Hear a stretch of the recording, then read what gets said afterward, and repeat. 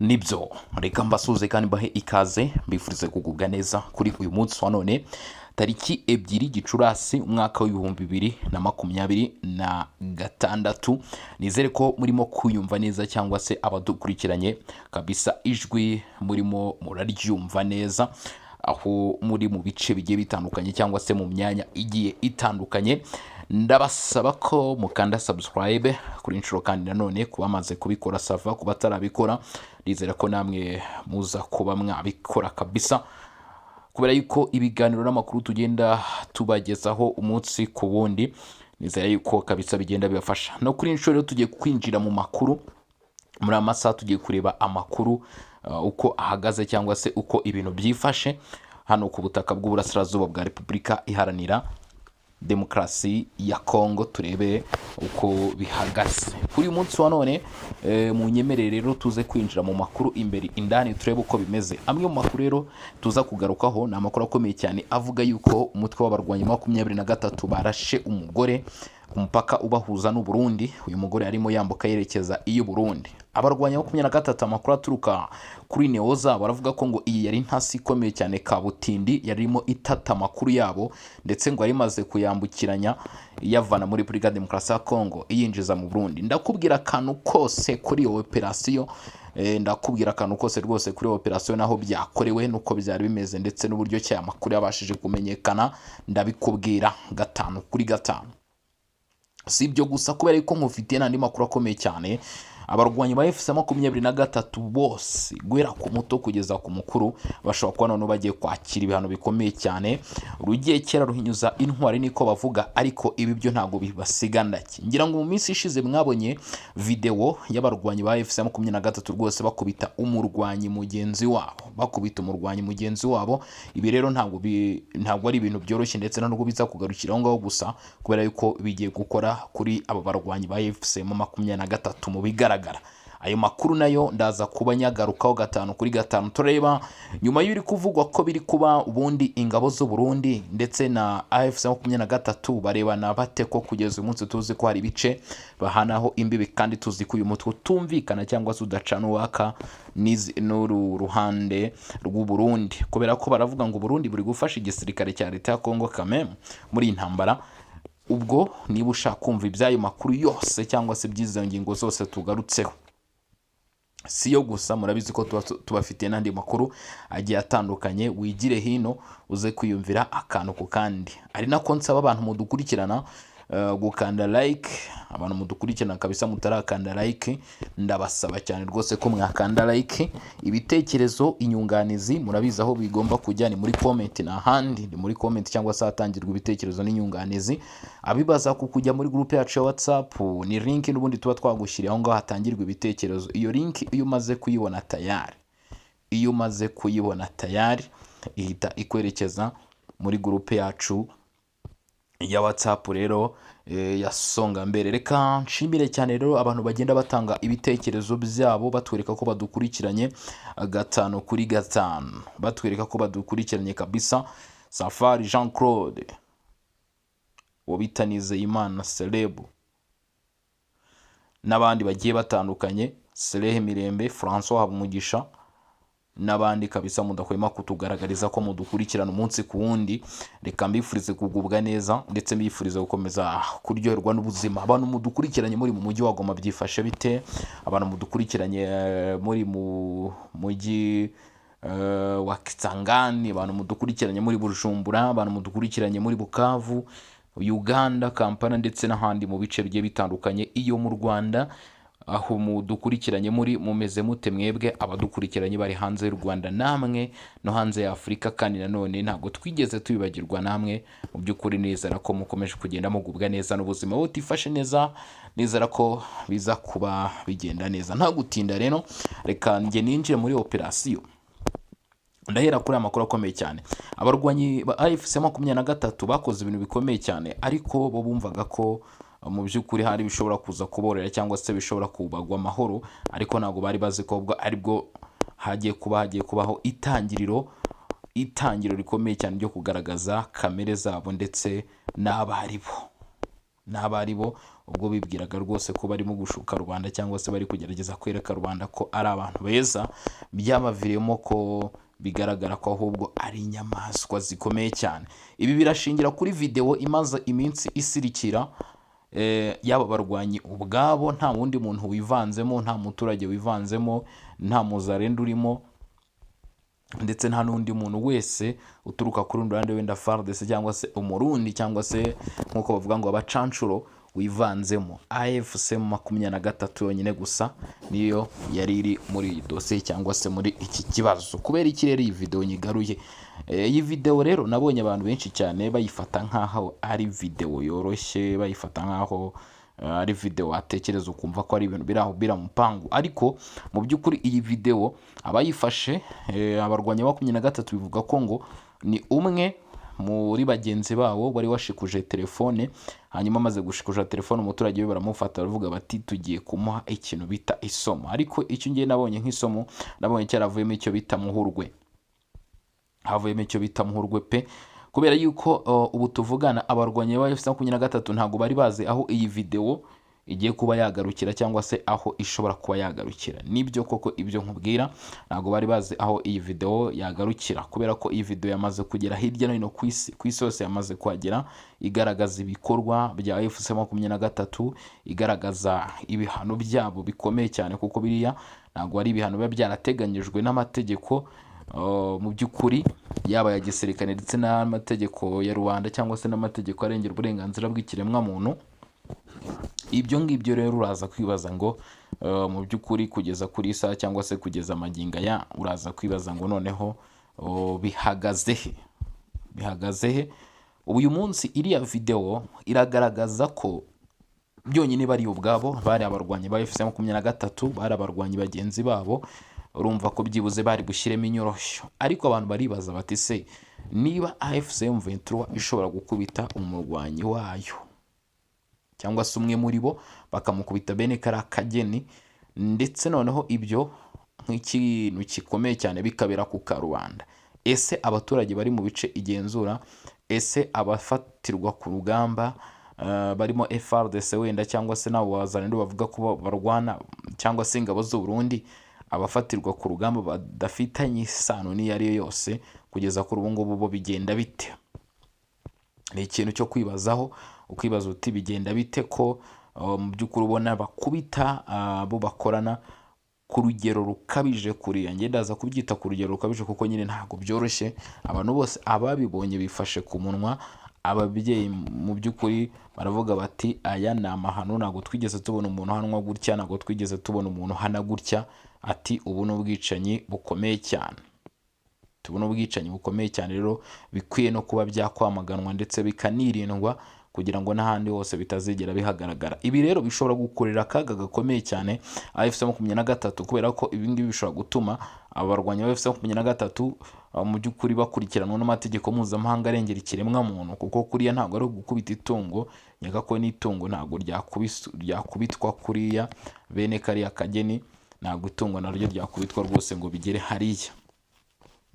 Naryo niyo yaba ari itungo hari aho bigomba kuba byagira iki, hari aho bigomba kuba byagarukira mw'abantu mwe, hari aho bigomba kuba byagarukira rwose. Ibyo rero ni ibyo abantu benshi bakomeje kugenda bakontaho, natwe turi kugaruka kugeza kuri munota, bavuga bati ntago AFC23 yakaba yaritwaye kuriya. Ni video mu by'ukuri mfite hano, yo iramara iminota igera muri 3, iminota myinshi, igaragaza uburyo ki byatangiye, ubwo rwose abasore bagera muri bangahe, bane se ahubwo abagera muri 5 bose bafite inkoni barimo barakubita umuntu umwe, kandi zimwe bita inkoni mw'abantu mwe ntabwo ari udukoni, ni inkoni, ndetse abandi bakamufata, bikageraho abandi bamufata amaguru agatabaza, akavuza induru kugezaho ubuzima bwanze, we akemera guceceka agakubitwa, bamwe bamupfukama ku mutwe abandi bamupfukama ku maguru, abaturage bifata ku munwa barumirwa, baravuga bati aya ni amahano n'amarorerwa. Iyi video igaragaza ibyo bikorwa by'umutwe wa 23 bishaka kubaviramo ibyago bikomeye cyane. Ngewe ngibi ndabibateguje, biramutse byumvikanye muzamenye ko nzaba nabibabwiye. mu by'ukuri ntabwo byoroshye. Iyi video reka nyishyire muri groupe yacu ya WhatsApp, ubwo ku bantu bashaka kuza kureba mu by'ukuri ibyo video tuvuga y'ikubitwa ry'umwe mu barwanyi ba FC23 kugeza ubwo ubwonko bugiye rwose akavuga ati nimukubite paka, muraza kuyibona hano muri groupe yacu ya WhatsApp. Ibi rero bishobora kubakurura akaga, aho benshi batangiye kuvuga bati izi nyeshyamba zishobora kuba ziri gukora ibikorwa by'ubugizi bwa nabi, zishobora kuba ziri gukora ibikorwa by'iyicarubozo byo guhonyora uburenganzira bw'ikiremwamuntu ndetse n'ibindi bigiye bitandukanye. Ati amahanga n'isi yose muhaguruke rwose. Avuga ati amahanga n'isi yose bahaguruke, bagerageze kugira iki, guhangana n'ibyo bikorwa by'ubugizi bwa nabi, kuko ibi ntabwo ari ibintu mu by'ukuri byo kwishimira, ntabwo ari ibintu byo guserebura habe na gato, ntabwo ari ibintu byo kwishima ndetse nubwo ari ibintu byo guserebura rwose habe na gato. Iyi video rero ngiye kuyishyira muri groupe ya WhatsApp kugira ngo abantu babashe kuza kwibonera ayo marorerwa arimo gukorwa. Mu by'ukuri abantu benshi cyane bagiye babireba bakagira ubwoba, natwe twarimo tugaruka n'umubwira ko iyi video ishobora kuza gukora ku barwanyi ba FC23. Hanyuma rero andi makuru akomeye cyane tugiye kuba twagarukaho kugeza kuri ubu ngubu, biravuga ko inyeshyamba z'umutwe wa 23 zaraye zikoze igikorwa gikomeye cyane kuri bo. Ni igikorwa cyiza cyane kubera yuko izi nyeshyamba zahagaritse mu by'ukuri intasi ikomeye cyane y'u Burundi. Uyu nguyu rero ngo yaraje mu by'ukuri avuga ko arimo arahunga imirwano, hanyuma ngo aza gucudika ku buryo bukomeye cyane n'umwe mu bayobozi ba FC23, ndetse ngo akajya ajya kumureba nyine mu kigo aho akorera ku biro bye, kuko ngo yari umufande ukomeye cyane, nubwo amazina atigeze atangazwa, ngo yari umufande ukomeye cyane muri aba barwanyi ba FC23. Hanyuma rero byanze bikoze urumva nyine bakoraga ibikorwa bigiye bitandukanye byo kwishimisha ndetse n'ibindi bigiye bitandukanye. Hanyuma rero muri uko gucudika yajyaga kumureba, akajya muri ibyo bice by'abarwanyi ba 23 akareba uko bimeze, agakurikirana gahunda zose rwose. Icyaje gukurikiraho amakuru nk'uko yari yayatumwe, yari yafashe amadosiye yarayafata ajya ndetse ngo no muri telefone y'uwo muyobozi akuramo amakuru yashakaga cyangwa se ibyo yari akeneye. Akimara kubicakira nta kindi kintu yahise akurikizaho, yagombaga guhita ajyana amakuru. Uyu mugore rero biravuga ko ni umugore n'umukobwa, mu kumara gukabuta ayo makuru ndetse agahita anayacakira rwose akayacikana. FC23 nabo numva ntabwo ari abana, ntibaba bicaye, baje kumenya rero ko hari umuntu waba atwaye amakuru y'ubutasi yabo cyangwa se ibijyanye n'amakuru yabo, ndetse ngo mu byo yari atwaye mw'abantu mwe ngo bivuga ko harimo n'amakuru ajyanye n'ibitero by'igisirikare cya leta ya Congo FARDC, uburyo byagombaga gukorwamo. Amakuru y'ibitero nayo yari ayatwaye. Urumva ko M23 yari irangiye kari kabaye. Impamvu uvuga ngo yari irangiye nuko uyu mudamu cyangwa se iyi ntasi ya AFC23 yari irimo ibatata nyine, kubera ko ndimo ndayita intasi ya 23 kubera ko yari irimo ibatata. Amakuru aravuga ko, cyangwa se amakuru ahamya neza rwose ko ngo ayo makuru yarayajyanye i Burundi, gusa ntabwo byabashije kumuhira kubera ko bahise bamutumaho abasirikare bakomeye cyane, cyangwa se indwanyi kabuhariwe, indwanyi karabutaka, indwanyi karundura za FC23, harimo abo bita ba mudahusha. Iyo bavuze ba mudahusha ni ba sniper mu ndimi z'amahanga.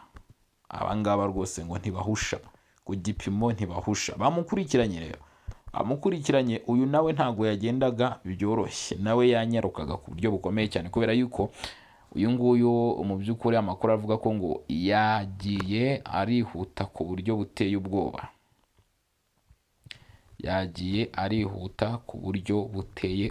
Mw'abantu mwe, amakuru rero avuga ko ngo uyu nguyu yaje kuraswa mu masaha nimugoroba amaze kwambuka umupaka w'u Burundi, ageze kuri kilometero 9, nyuma yo kubona ko nta garuriro ryari rigihari ryo kugira ngo bamufate. aho inzego z'u Burundi zari zigiye kuba zamwakira. Hanyuma rero nta kindi kintu bahise bakurikizaho cyangwa se nta kindi kintu bahise bakora directement cyangwa se by'ako kanya, bahise bagushyirira hasi uwo mu maneko wari urimo aneka, wari urimo afata amakuru, bahise bamurasa. Bahise bamurasa ndetse rwose ngo ubuzima bwe bwahise burangirira aho ngaho. Mu kumara kumurasa rero nta kindi kintu cyabayeho, urumva ni amakuru atangiye kugenda ahwikwiswa. Ntabwo abantu bamenye ngo ese byahakurikiyeho iki, kubera ko nyuma y'uko arashwe nyine nuko byari bimugendekeye. Amakuru yo ntabwo yabashije kugera he, amakuru ntabwo yabashije kugera aho yagombaga kugera, ariko igikorwa ko gukorwa cyo cyari cyamaze gukorwa tayari. Urumva ko izi nyeshyamba za FC23 zatangiye kugenda zinjirirwa gake gake, bakomeje kugenda binjirirwa rwose uko amasaha agenda yisunasunika, cyangwa se uko iminota igenda ishira, uko iminsi igenda ishira, baragenda barushaho mu by'ukuri kubinjirira, Icyo ni ikindi kintu gikomeye cyane cyabaye rero ku munsi w'ejo. Ndimo ngenda mbatangaza cyangwa se ndimo ngenda babwira uko umunsi w'ejo wari wifashe mu bice bigiye bitandukanye hano mu burasirazuba bwa Repubulika Iharanira Demokarasi ya Kongo. Nababwiye nti rero mba nabazaniye amakuru cyangwa se mba nabateguriye amakuru akomeye cyane. Ni mu gihe umuntu bita Joseph Kabila ibiro bye ngo byasobanuye, byaje gushyira hanze amakuru bisobanura ku bijyanye n'ibihano yafatiwe, bavuga ko rwose ngo biregura, bavuga bati ntabwo Joseph Kabila yari agambiriye ikibi kuri Repubulika Demokarasi ya Kongo, ati muce inkoni zamba. Ariko nubwo yakomeje uyu mugabo yakomeje gutaka no gutakamba, byabaye iby'ubusa. Ibihano na n'ubu biracyariho, ibihano yafatiwe na n'ubu ngubu na n'izi saha cyangwa se na magingo aya biracyakomeje gukora. Abenshi bakomeje kuvuga ahubwo bishobora kuza kwiyongera. Abenshi bakomeje kuvuga bati ibihano kuri we bishobora kuza kwiyongera, kubera ko Joseph Kabila arashinjwa ibyaha byinshi. Ubwo twanyarutse ku yandi makuru, uyu Joseph Kabila arashinjwa ibyaha byinshi cyane, ndetse yewe bije biniyongera ku makuru akomeye cyane n'ubundi agaragaza ko yari yaramaze gufatirwa ibihano. Ibitangazamakuru birimo RFI, Reuters ndetse n'ibindi bigiye bitandukanye byakomeje kugenda bibigarukaho. Mu by'ukuri bakomeje kugenda babigaruka bavuga bati uyu mugabo ibye birarangiye, kubera ko ubu ngubu ingendo ze hirya no hino mu bihugu ziraza kugabanyuka. Ariko ngo hari amakuru avuga ko ngo uyu mugabo ngo ashobora kwifashisha abanyamategeko ku bijyanye no kuburana ibihano. Reka twumve icyo ayo makuru asobanura cyangwa se icyo ashatse kuvuga. Ni amakuru aturuka ku ruhande rw'u Rwanda avuga ko ngo Joseph Kabila wayoboye Repubulika Demokarasi ya Kongo yaciye amarenga ko ngo ashobora kwifashisha abanyamategeko be mu guhagarika ibihano yafatiwe na Leta Zunze Ubumwe za Amerika tariki 30 Mata 2026. Biba bishoboka rwose, haba hari amahirwe y'uko ashobora kuba yaburana, yatsinda ibihano bigakurwaho, yatsindwa bikagumishwaho. Reka wumve rero ngo uyu mugabo arashaka kwifashisha abanyamategeko be. Minisiteri y'Imari ya Amerika yatangaje ko Kabila atemere kujya Washington, kandi ko imitungo ye yose yaba afiteyo yafatiriwe, kuko ngo agira uruhare mu guhungabanya umutekano wa Repubulika Iharanira Demokarasi ya Kongo, abinyujije mu bufasha aha iri huriro ryitwa AFC23 rikomeje kuyogoza. Mu byo iyi minisiteri yashingiyeho harimo ko kuva muri Gicurasi 2025 ngo Kabila aba mu mujyi wa Goma ugenzurwa na AFC23. Icyo ni kimwe mu bimushyirishamo gute ubana n'inyeshyamba. Icyo nacyo ni ikibazwaho ngo, kandi ngo yanagerageje guhuza imbaraga za politike kugira ngo zikure Felix Tshisekedi ku butegetsi. Yakoze icyitwa Nove Congo, ngira ngo murabizi, muri Kenya niho yafunguriye iryo huriro. Iri naryo rero ryamukozeho, Nove Congo ye yamukozeho kuba mu myanya ni gute ubundi aba ari kumwe n'inyeshyamba. Ibyo nabyo bimukoraho. Mu byo iyi minisiteri yashingiyeho harimo ko kuva muri Gicurasi 2025 aba ari kumwe n'inyeshyamba. Ku itariki 30 ibiro bya Kabila nabyo byatangaje ko ibihano yafatiwe na Amerika bishingiye ku mpamvu zidafite ishingiro na rito, kandi ko bigamije inyungu za politike, kandi ko nta bimenyetso zishingiyeho. Abo nabo ku ruhande rwa Kabila bavuga bati hari impamvu nyinshi rwose zizatuma uyu mugabo ahanagurwaho ibyo bihano. Iri tangazo rivuga ko kuva mu 2001 kugeza mu 2019 ubwo Kabila ari ku butegetsi yashyize imbaraga mu kunga ubumwe bw'abanyekongo, kugarura amahoro mu gihugu, kongera kucyubaka no guharanira amahoro mu karere, kandi ko ari wenyine wavuye ku butegetsi mu mahoro. Ibyo ngibyo byibuze ngo akwiye kubyubahirwa kuba yaremeye kuva ku butegetsi mu mahoro. Riti icyemezo cy'Amerika kiratangaje cyane kuko gishingiye ku murongo wa leta ya Kinshasa yananiwe kugaragaza ibimenyetso byibura bike by'ibirego yamushinja mu butabera bw'igisirikare cya Kongo nubwo ariyo ibugenzura. Ibiro bya Kabila bivuga ko ashyigikiye ubumwe bw'abanyekongo, ubusugire bwa Repubulika ya Demokarasi ya Kongo, amahoro muri iki gihugu ndetse no mu karere k'ibiyaga bigari, ndetse n'ibiganiro bidaheza bihuza abanyekongo bose n'abashakirwamo amahoro arambye. Byatangaje ko kugera ibyaha kuri Kabila kandi aharanira imiyoborere myiza, ubutabera n'ubwiyunge bw'abanyekongo, agahamagarira abantu kubazwa ibyo bashinzwe bidashobora gukemura ikibazo cy'umutekano muke cyugarije hano iki gihugu cya Repubulika ya Demokarasi ya Kongo muri iki gihe. Biti Perezida Joseph Kabila afite uburenganzira bwo gusaba abanyamategeko be gufata ingamba z'amategeko zigamije guhagarika icyemezo yafatiwe, gusaba ibimenyetso bigenzuwe bigaragaza icyashingiyeho, kurinda icyubahiro cye, amateka ye n'uruhare afite mu mutekano wa Repubulika ya Demokarasi ya Kongo. Amerika yafatiye Kabila ibihano nyuma y'aho muri Nzeri 2025 urukiko rwa gisirikare rwa Repubulika ya Demokarasi ya Kongo rumukatiye igihano cy'urupfu nyuma yo kumuhamya ibyaha birimo guhungabanya umutekano w'igihugu. Yateye utwatsi uyu mwanzuro agaragaza ko nta kimenyetso na kimwe uyu mwanzuro waba ushingiyeho kugira ngo aya makuru nk'ayo ngayo cyangwa se bene ibyo mu by'ukuri byemezwe. Mu yandi makuru biravuga ko ngo Croix Rouge cyangwa se ICR yaba yageze Minembwe muri za gahunda zijyanye n'ibiganiro bya Doha ndetse na Montreal.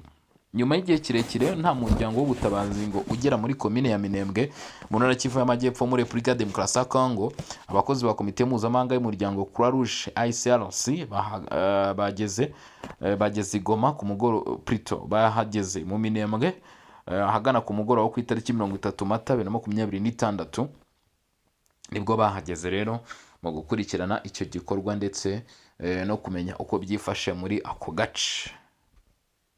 Aba bakozi ngo bakoze urugendo rutoroshye kuko iyi komine ituwemo n'abiganjemo abanyamurenge, ngo yabimaze igihe kinini igabwamo ibitero. Ubuyobozi bwo mu Minembwe bwakiriye abakozi ba ICRC muri uwo mugoroba, aho ngo basuzuma ibibazo abaturage bafite, bikaba byitezwe ko batangira kubaha imiti kuko amavuriro yaho yari afite icyo gikomeye cyane cyangwa se atagikora. Umuyobozi wa Minembwe Colonel Gikwerere Makombe Charles yagize ati ku kigo nderabuzima nta miti ihagije cyari gifite, hari ikibazo cy'uko abagore bari kubyara bakabura imiti ibavura n'izindi ndwara zikomeye, turatekereza ko wenda hari icyo bari bubafasha. Colonel Gakwerere yasabye imiryango itanga ubufasha ko yagera cyangwa se yakwigana nyine ICRC nayo igasura Minembwe kugira ngo yitange umusanzu mu gushakisha abaturage baho ndetse no gushakisha ibisubizo ku baturage batuye. ICRC cyangwa se Croix Rouge gishoboye kugera mu Minembwe nyuma y'ibiganiro by'amahoro byahuje intumwa za Leta Repubulika ya Demokarasi ya Kongo n'ihuriro rya FC23 mu Busuwisi kuva ku itariki 14 kugeza ku itariki 17 Mata kwezi gushize, byafatiwemo imyanzuro irimo korohereza abari mu bikorwa by'ubutabazi bakabasha kugera muri ibyo bice. Ibiganiro byari biyobowe na Qatar byashyigikiwe na Leta Zunze Ubumwe za Amerika n'umuryango wa Afurika yunze ubumwe. Umuryango Mahoro Peace Association washimye intambwe ICRC yateye nyuma y'igihe kirekire umaze utabariza abatuye mu Minembwe, ugaragaza ko ibyo bakeneye cyane ari imiti. Uyu muryango wagize uti ni igihe cyo kwiruhutsa mu bushishozi n'ibyiringiro. Dushimiye cyane ICRC kuba yateye intambwe ikomeye ikageza ubufasha bw'ubuvuzi bwari bukenewe cyane n'abatuye mu Minembwe n'ibice bihakikije. Mahoro Peace Association yatangaje ko ariko ibi bikwiye kuba intangiriro yo gukemura ibibazo byinshi by'abatuye mu Minembwe kuko uretse kubura imiti, badafite n'ibiribwa ndetse n'ibindi ngombwa nkenerwa cyangwa se n'ibindi bikenewe, bityo bagasaba rwose ko mu by'ukuri hari igishoboka rwose ngo bakomeza kubafasha. Umugabo bita General Sultan Emmanuel Makenga akomeje kuba mu by'ukuri yagaragaza intego ndetse n'imigambi ya AFC-M23. Uyu mugabo General Sultan Emmanuel Makenga rwose biravugwa ko ngo yaciye akagozi, aca umurongo utukura urenga, aravuga ati twebwe AFC-M23 mu byibagirwe rwose, n'ababitekerezaga mwumve ko bidashobora gukunda cyangwa se bidashobora gushoboka, abumvaga yuko twasubira inyuma. Aravuga ati AFC-M23 cyangwa se M23 mu rusange, abantu benshi bakomeje kuvuga ngo tuzasubira inyuma, atariko ibyo mumenye ko bidashobora kuba byakunda. Ntago umutwe wa 23 ushobora kuba wasubira inyuma.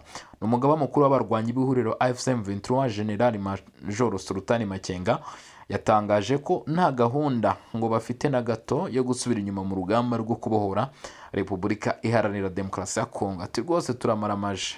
Yagaragaje ko ngo bahagurutse cyangwa se biyemeje nta guca ku ruhande, guhagarika bene ibyo bikorwa. Mu by'ukuri rwose bati dufite intego ihamye yo guhangana n'icyo kibazo. Ubu butumwa yabutangiye mu kigo cy'amahugurwa cya Kanombe muri teritwari ya Rutshuru tariki 30 Mata 2026, ubwo barimo basoza ukwezi rwose kwa kane, ubwo AFC-M23 yarangizaga icyiciro cya kabiri cy'amahugurwa yahawe bamwe mu bayobozi bo mu nzego z'ibanze bakora mu bice iri huriro rigenzura. No kuvuga ngo bakorana nyine n'uyu mutwe bahawe amahugurwa y'uko bagomba kuyobora. General Major Makenga yagize ati igihugu cyacu cyangiritse igihe kirekire, cyangijwe na leta ya Kinshasa n'abanyapolitike bashyize inda zabo imbere, bamunzwe n'ivangura basenya igihugu cyacu. Mwarahunze bitewe n'abo bantu b'i Kinshasa. Yavuze ko imikorere mibi ya leta iri Kinshasa yateje ibibazo byinshi muri Repubulika Demokarasi ya Kongo, ngo ikaba igomba guhagarikwa kandi ko AFC-M23 idashobora gusubira inyuma mu rugamba rwo kubohora igihugu. Ati urugendo rwo kubohora igihugu cyacu ntiruzasubira inyuma. Nk'abayobozi b'uyu mutwe turagira ngo tubizeze ko tutazasubira inyuma, tuzakomeza tujya imbere.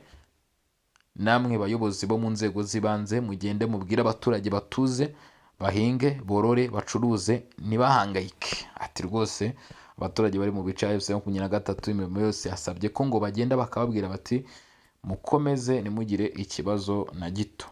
General Major Makenga yasabye abahuguwe kwigisha abanyekongo bakorana n'umutwe w'iterabwoba wa FDLR ko bakwiye kwitandukanya nawo, kuko abo ari abavandimwe, abawugize bagataha mu Rwanda. Yagize ati izo nterahamwe zisubira iwabo, abakongomani batahe bafatanye n'abandi kubaka igihugu. Abo ni abavandimwe, ni abantu banyu, ni bagenzi banyu, mugende mubahamagare bagaruke. Abashaka kwinjira mu gisirikare batozwe binjire mu gisirikare, abashaka gutaha batahe.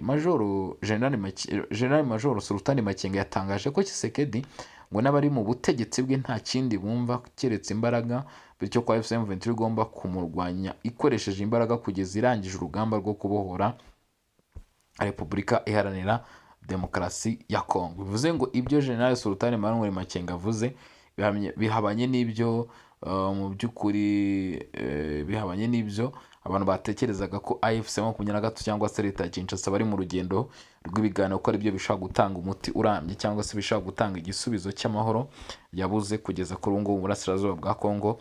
General Major Sultan Emmanuel Makenga rero we nta guca ku ruhande, aravuga ati ibyo ngibyo mu byibagirwe, ntabwo ariko bimeze. Avuga ati rwose ikibazo biragaragara yuko kitazakemurwa n'uburyo bw'ibiganiro nk'uko mubitekereza. Ati mu gihe Kinshasa cyangwa se Felix Tshisekedi navuga ati dufite imbaraga, agaragaza ko ngo ikibazo kizakemurwa hifashishijwe ingufu. Uyu mugabo nawe rero yavuze ati natwe tayari twiteguye gukemura icyo kibazo twifashishije ingufu z'umurengera. Kandi ati hifashishijwe ingufu z'umurengera, ati kuko uyu munsi rwose aravuga ati izo mbaraga zirahari. uwo ni uwo bita General Sultan Emmanuel Makenga, ubwo rero yagarukaga kuri byinshi ari muri teritwari ya Rucuru ku nshuro ya kabiri bamurika abayobozi bayo bashya bagiye kujya gukorana n'abaturage nyine mu nzego zigenzurwa n'uyu mutwe. Ni uko byifashe cyangwa se ni uko bimeze? Ni uko bimeze rwose muri AFC 23. Murumva uko bizari bimeze Rucuru, ni uko byari bikomeje kugenda bigenda. Hanyuma rero ngewe reka mu by'ukuri mbashimire, mbifuritse kugubwa neza aho muri mu bice bigiye bitandukanye kugeza kuri uyu munota, babwira ko tuza gusubira mu masaha ari imbere tureba n'ibindi biba bigezweho. Kuri mikoro na Bosco in Region Info, mugire ibihe byiza. Ciao ciao, hasta la vista.